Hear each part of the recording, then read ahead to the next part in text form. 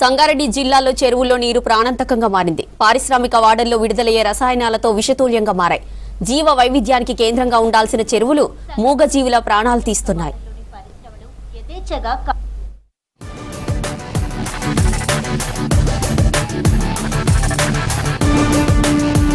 సంగారెడ్డి జిల్లా పారిశ్రామిక వాడల్లోని పరిశ్రమలు యథేచ్ఛగా కాలుష్య జలాలను వర్షపు నీటితో కలిపి బయటకు వదులుతున్నాయి. దీంతో సమీపంలోని చెరువులు, కుంటలు కాలుష్య జలాలతో నిండిపోతున్నాయి. మూగ జీవాలు చెరువుల్లోని నీరు తాగి మృత్యువాత పడుతున్నాయి. ఇక చెరువుల్లో చేపలు చనిపోవడం అత్యంత సాధారణమైపోయింది. ఇక్కడ ప్రతి ఏటా ఇలాగే జరుగుతున్నా పరిశ్రమల యాజమాన్యాలు మాత్రం మారడం లేదు. పీసీబీ అధికారులు ఎప్పటిలాగే చెరువుల్లోని చేపలు, గేదెలు, గొర్రెలు మృతి చెందడంతో పరిశీలనలు చేసి కాలుష్య జలాల నమూనాలను సేకరించి చేతులు దులుపుకుంటున్నారు. జిన్నారం మండలంలోని గడ్డపోతారం, కాజీపల్లి, బొల్లారం పారిశ్రామిక వాడలతో పాటు గుమ్మడిదల మండలంలోని బొంతపల్లిలో సుమారు 150 రసాయన పరిశ్రమలున్నాయి. వీటిని ఆనుకొని చెరువులో కుంటలు ఉన్నాయి. అవి కలుషిత జలాలతో విషపూరితంగా మారాయి.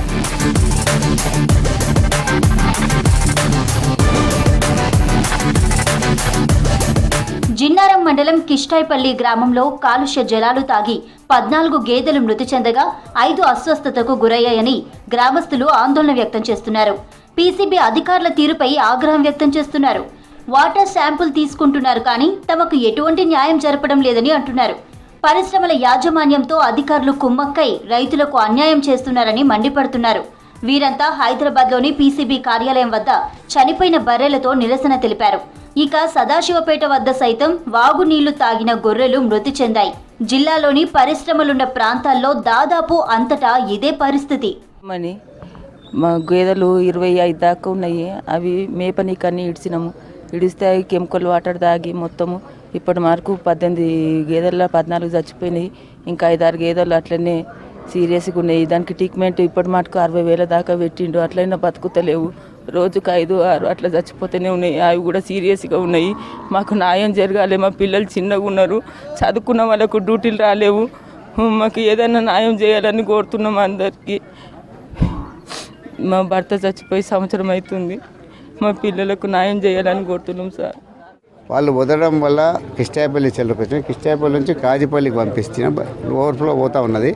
ఈ చెరువు వెనుక నీళ్ళు ఏదైతుందో కెమికల్ వాటరు మన పొరపాటున ఆ పశువులు పోయి తాగి నుంచి రోజు ఒకటి స్లో పైజన్ రోజు ఒక పశువులు చచ్చిపోయినాయి. ఒకటే ఇంట్లో 13 పశువులు ఈ రోజు వరకు చచ్చిపోయినాయి. మీ ద్వారా ఏంటంటే కాలుష్య నియంత్రణ మండలి కళ్ళు తెరిచేటట్టు రాష్ట్ర వ్యాప్తంగా ఒక ఉద్యమం లాగొచ్చేటట్టు మాకు న్యాయం జరిగేటట్టు మీ V6 ద్వారా ప్రచారం చేయాలని ప్రత్యేకంగా కోరుకుంటున్నాం. కాలుష్య జలాలను నియంత్రించడంలో పీసీబీ అధికారులు విఫలమవుతున్నారు.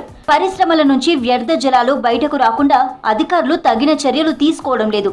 పటాన్చెరు నియోజకవర్గం పరిధిలోని మండలాల్లో చాలా చెరువులు పూర్తిగా కలుషితమయ్యాయి. చేప పిల్లలు ఎదగాలంటే ప్రతి లీటర్ నీటిలో 4 గ్రాముల ఆక్సిజన్ ఉండాలి. ఇక్కడ చెరువుల్లో అది 0 నుంచి 2 లోపే ఉంది. దీంతో చెరువులో చేప పిల్లలు వదిలితే అవి బతికే అవకాశం ఉండదని కాలుష్య నియంత్రణ మండలి అధికారులు మత్స్యశాఖ అధికారులకు సూచించారు. అప్పటి నుంచి ప్రతి 3 నెలలకు ఒకసారి నీటి నమూనాలను సేకరిస్తున్నారు. అయితే ఇప్పటికీ పరిస్థితిలో పెద్దగా మార్పు లేకపోవడంతో చేప పిల్లలు వదిలేందుకు వారి నుంచి అనుమతి రావడం లేదు. అందుకే మత్స్యశాఖ అధికారులు సైతం ఈసారి 5 చెరువుల్లో చేప పిల్లలను వదలడం లేదు. అంటే పరిస్థితి ఏ స్థాయికి దిగజారిందో అర్థం చేసుకోవచ్చు. ఇప్పుడు మా తరపున డిమాండ్ ఏంటంటే ఏదైతే ఇండస్ట్రీస్ ఉన్నదో ఇక్కడ ఉన్న ఇండస్ట్రీస్ దేశములనే ప్రపంచములనే నిషేధించబడిన కెమికల్స్ తయారు చేయడానికి పెట్టిన ఫ్యాక్టరీలు ఉన్నాయి. అంటే అవి ఎక్కడ పనిచేయండి ఇక్కడ తెచ్చేసి మా మీద ప్రభుత్వాలు తెచ్చేసి మా మీద పెట్టేసినాయి కంపెనీలు మమ్మల్ని జావమని. దయచేసి ఏంటంటే ప్రభుత్వానికి అందరికీ మెయిన్గా ఏంటంటే ఇక్కడ ఉన్న ఏదైతే నిషేధించబడిన కెమికల్స్ ఉన్నాయో ప్రజలకు ఇబ్బంది కలిగించే కెమికల్స్ ఫ్యాక్టరీస్ ఉన్నాయో అవి ఇమ్మీడియట్గా మూసేసినట్టయితే ఈ ప్రాంతంలో కొన్ని సంవత్సరాలు మూసేసినాక ఒక 20 సంవత్సరాలు మంచి వర్షాలు వచ్చి మంచి సమృద్ధిగా వాటర్ వస్తే ఆ కెమికల్ తగ్గి మళ్ళీ పాడి పంటలకు వచ్చే పరిస్థితి ఉంటుంది.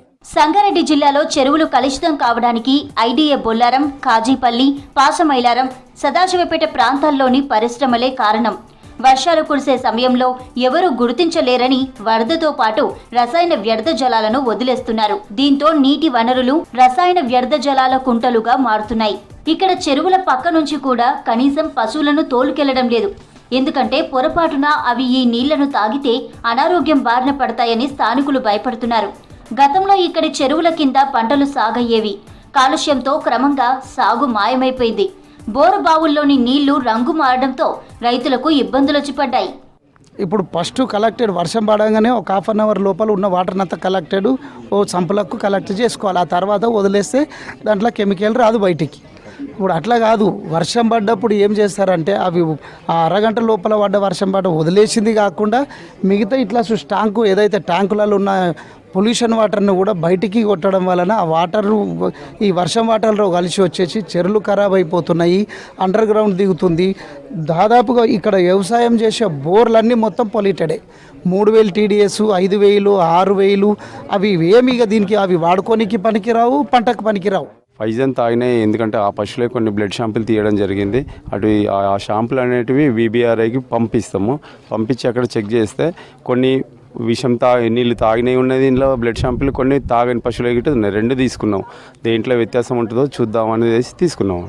ఇవి హైదరాబాద్కి VBRIకి పంపించి 3 రోజులుగా పశువులు రోజుకి 2-3 అన్నట్టు చనిపోతున్నాయి.